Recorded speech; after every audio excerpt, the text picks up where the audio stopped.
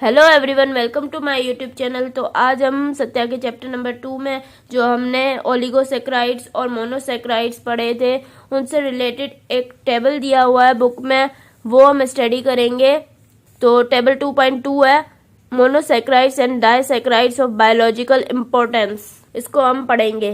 सबसे पहले मोनोसेक्राइड्स और फिर उनकी अक्रेंस और फिर बायोलॉजिकल इम्पोर्टेंस। मोनोसेक्राइड्स में ट्रायोसिस की एग्जांपल्स है ग्लाइसरल्डिहाइड और dihydroxy acetone. Glyceraldehyde occurs found in cells as phosphate, ये हमारे पास सेल्स में एज अ फॉस्फेट पाया जाता है। और बायोलॉजिकल इम्पोर्टेंस, ग्लाइसरल्डिहाइड 3-फॉस्फेट is an intermediate in glycolysis. हमारे पास एक ग्लाइसरल्डिहाइड 3-फॉस्फेट कंपाउंड होता है जो कि इंटरमीडिएट होता है ग्लाइकोलाइसिस में।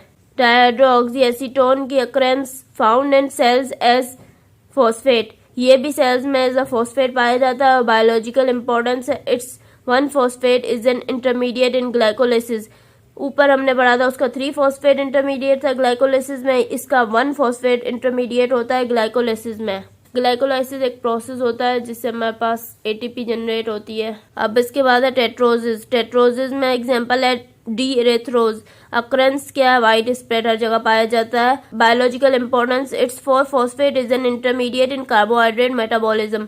इसका जो 4-फॉस्फेट होता है वो इंटरमीडिएट होता है कार्बोहाइड्रेट मेटाबॉलिज्म में। इसके बाद है पेंटोसिस। पेंटोसिस में सबसे पहले हमारे पास है डी राइबोज। इसकी अक्रेंस है widespread as a constituent of RNA and nucleotides.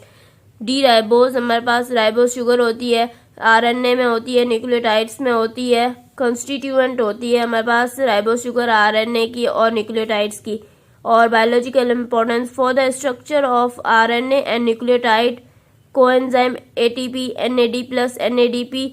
जो आरएनए का स्ट्रक्चर होता है उसमें हमारे पास राइबोज शुगर होती है और न्यूक्लियोटाइड्स में, कोएंजाइम्स में, एटीपी में, एनएडी में, एनएडीपी सब में हमारे पास राइबोज शुगर होती है। इसके बाद है डी डीऑक्सीराइबोज। अक्रेंस क्या है, as a constituent of DNA. ये हमारे पास डीएनए के कॉन्स्टिट्यूएंट होती है, डीएनए में पाई जाती है। Biochemical importance for the structure of DNA, DNA के स्ट्रक्चर को बनाने में काम आती है डीऑक्सीराइबोज शुगर। इसके बाद है डी राइबोलोज। अक्रेंस क्या है, प्रोड्यूस ड्यूरिंग मेटाबॉलिज्म, जो कि मेटाबॉलिज्म के दौरान प्रोड्यूस होती है। बायोकेमिकल इंपॉर्टेंस क्या है, it is an important metabolite in hexose monophosphate shunt. ये हमारे पास क्या है, एक इम्पोर्टेंट मेटाबोलाइट है एचएमपी शंट में। एचएमपी शंट पाथवे होता है, उसमें एक इम्पोर्टेंट मेटाबोलाइट है। इसके बाद है डी जाइलोज। अकरेंस क्या है, as a constituent of glycoproteins and gums. ये हमारे पास कुछ कार्बोहाइड्रेट्स होते हैं, ग्लाइकोप्रोटीन्स और गम्स पॉलीसेक्राइड्स होते हैं। ये हमारे पास ये कंस्टिट्यूएंट होती है। और बायोकेमिकल इंपॉर्टेंस क्या है, involve in the functions of glycoproteins. जो ग्लाइकोप्रोटीन्स होते हैं उनके फंक्शंस में डीजाइलोज इन्वॉल्व होती है। इसके बाद है एल्जाइलुलोज। अक्रेंस क्या है, as an intermediate in uronic acid pathway. ये हमारे पास एक इंटरमीडिएट होती है यूरोनिक एसिड पाथवे की। बायोकेमिकल इंपॉर्टेंस क्या है इसकी, excreted in urine in essential pentosuria. और एसेंशियल पेंटोसूरिया में ये हमारे पास एक्सक्रीट होती है यूरिन में। डी लाइजोज अक्रेंस इसकी क्या है, ये हमारे पास प्रेजेंट होती है हार्ट के मसल्स में। और बायोकेमिकल इंपॉर्टेंस है as a constituent of lyxoflavin of heart muscle. जो हमारे पास हार्ट मसल में लैक्सोफ्लेविन है उसकी कंस्टिट्यूएंट होती है डी लाइजोज। इसके बाद है हमारे पास हेक्सोसिस, डी ग्लूकोज।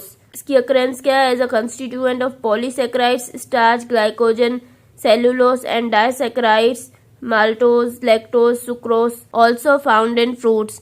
ग्लूकोज हमारे पास कंस्टिट्यूएंट होता है पॉलीसेक्राइड्स का, जैसे स्टार्च है, ग्लाइकोजन है, सेलुलोज, ये सब ग्लूकोज से बनते हैं। और डाइसेक्राइड्स, माल्टोज, लैक्टोज, सुक्रोज, इनमें भी ग्लूकोज होता है। ऑल्सो फ्रूट्स में भी पाया जाता है। बायोकेमिकल इंपॉर्टेंस क्या है, the sugar fuel of life excreted in urine in diabetes, structural unit of cellulose in plants. Glucose क्या है, हमारे पास शुगर फ्यूल है लाइफ का, ग्लूकोज से हमें एनर्जी मिलती है। और ये हमारे पास डायबिटीज मेलाइटस में यूरिन से एक्सक्रीट होता है। स्ट्रक्चरल यूनिट है सेलुलोज का, सेलुलोज भी ग्लूकोज से मिलकर बनता है। प्लांट्स में सेलुलोज होता है, प्लांट्स की सेल वॉल में सेलुलोज होता है। D galactose. अक्रेंस क्या है, as a constituent of lactose. Galactose हमारे पास लैक्टोज में पाया जाता है। लैक्टोज कैसे बनता है, ग्लूकोज प्लस गैलेक्टोज तो ये कंस्टिट्यूएंट है लैक्टोज का। इसकी बायोकेमिकल इंपॉर्टेंस है, converted to glucose failure leads to galactosemia. Galactose हमारे पास ग्लूकोज में कन्वर्ट हो सकता है और अगर इसकी कमी हो जाती है तो गैलेक्टोसीमिया हो जाता है। डी मैनोज अकरेंस क्या है, found in plants polysaccharide and animal glycoproteins. Plants के पॉलीसेक्राइड्स में पाया जाता है और एनिमल्स के ग्लाइकोप्रोटीन्स में पाया जाता है। और बायोकेमिकल इंपॉर्टेंस क्या है, for the structure of polysaccharides. Polysaccharides के स्ट्रक्चर में इसकी इंपॉर्टेंस है। डी फ्रक्टोज अकरेंस क्या है, fruits and honey as a constituent of sucrose and inulin. Fruits और हनी में पाया जाता है और सुक्रोज और इनुलिन का कंस्टिट्यूएंट है। सुक्रोज और इनुलिन फ्रक्टोज से बनते हैं। और बायोकेमिकल इंपॉर्टेंस क्या है, its phosphates are intermediates of glycolysis. जो फ्रक्टोज के फॉस्फेट्स होते हैं वो इंटरमीडिएट होते हैं ग्लाइकोलिसिस में। इसके बाद है हमारे पास हेप्टोसिस, डीसीटोहेप्टुलोज अकरेंस क्या है, फाउंड इन प्लांट्स। प्लांट्स में पाया जाता है। Biochemical importance, it's 7 phosphate is an intermediate in hexose monophosphate shunt and in photosynthesis. जो हमारे पास इसका 7 फॉस्फेट होता है वो इंटरमीडिएट होता है in hexose monophosphate shunt. HMP pathway में ये इंटरमीडिएट होता है और फोटोसिंथेसिस में भी। इसके बाद हमारे पास कुछ डाइसेक्राइड्स है और उनकी बायोलॉजिकल इंपॉर्टेंस है। डाइसेक्राइड्स में हमारे पास सबसे पहले सुक्रोज। सुक्रोज की अकरेंस क्या है, as a constituent of cane sugar and beet sugar pineapple. Sucrose हमारे पास कैन शुगर में पाया जाता है, कैन शुगर का कंस्टिट्यूएंट होता है और बीट शुगर में भी और पाइनएप्पल में भी। बायोकेमिकल इंपॉर्टेंस क्या है, most commonly use table sugar supplying calories. जो हम खाने में शुगर यूज करते हैं वो सुक्रोज होती है और ये हमें एनर्जी प्रोवाइड करती है, ये कैलोरीज प्रोवाइड करती है। उसके बाद हमारे पास है लैक्टोज। लैक्टोज की अकरेंस क्या है, मिल्क शुगर, ये मिल्क में पाया जाता है। बायोकेमिकल इंपॉर्टेंस क्या है, exclusive carbohydrate source to breast feed infants, lactase deficiency, lactose intolerance leads to diarrhoea and flatulence. हमारे पास ये एक्सक्लूसिव कार्बोहाइड्रेट है जो कि ब्रेस्ट फीड में पाया जाता है। जो मदर का मिल्क होता है, जो इन्फेंट जिससे फीड करते हैं उसमें पाया जाता है।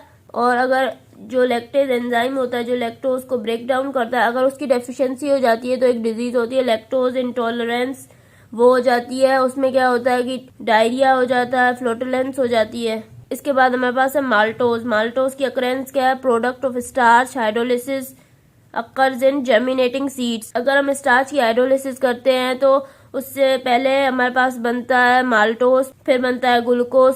तो स्टार्च से पहले हमें माल्टोज मिलता है और जर्मिनेटिंग सीड्स में भी माल्टोज होता है। बायोकेमिकल इंपॉर्टेंस क्या है, an important intermediate in the digestion of starch. Starch की डाइजेशन होती है तो उसमें हमारे पास एक इंटरमीडिएट प्रोडक्ट बनता है जिसको माल्टोज बोलते हैं। माल्टोज फिर ब्रेक डाउन होता है ग्लूकोज में। ये हमारे पास कुछ मोनोसेक्राइड्स और डाइसेक्राइड्स थे, बायोलॉजिकल इंपॉर्टेंस थी उनकी और उनकी अकरेंस थी। अगर आपको मेरा लेक्चर पसंद आया तो प्लीज़ मेरे चैनल को सब्सक्राइब करें, लाइक करें और बेल आइकन को प्रेस करें। Thank you.